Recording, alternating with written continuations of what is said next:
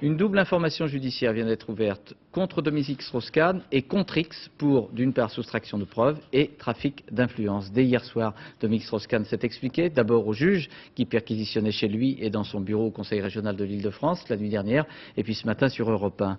Les juges n'ont pas retrouvé la cassette des confessions de Jean-Claude Méry et tout le monde la cherche. Ils ont saisi en revanche deux lettres adressées laconiquement à Monsieur le Président.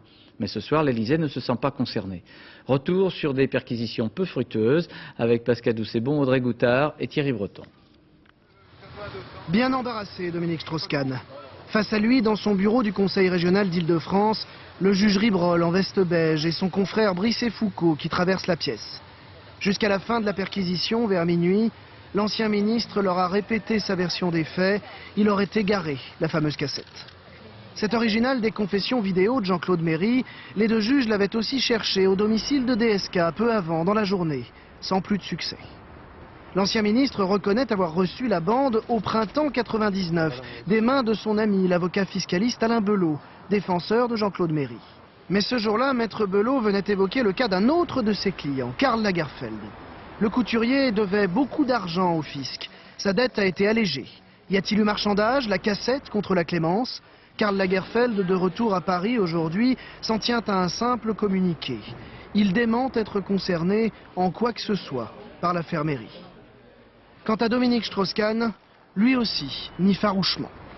Je suis indigné de ce que l'on ait pu dire ou écrire, que cette cassette m'avait été remise en échange d'une quelconque bienveillance fiscale.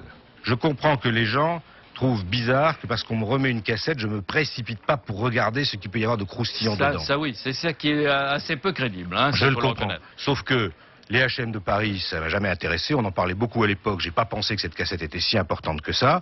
Et donc, je ne m'en suis pas préoccupé. Étrange manque de curiosité. DSK était pourtant candidat virtuel à la mairie de Paris à l'époque. Mais pour spectaculaire qu'il soit, le cas Strauss-Kahn n'est qu'une affaire dans l'affaire. Les juges tentent surtout de vérifier les accusations de Jean-Claude Méry. Maître Belot loue un coffre dans cette agence de la BNP.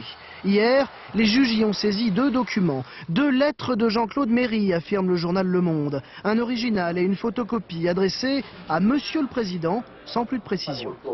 Jean-Claude Méry s'y plaindrait de ne pas avoir reçu assez d'argent en échange de son silence. Au juge de vérifier qui est Monsieur le Président. À l'Élysée, on fait déjà savoir que Jacques Chirac n'est pas concerné par ces documents.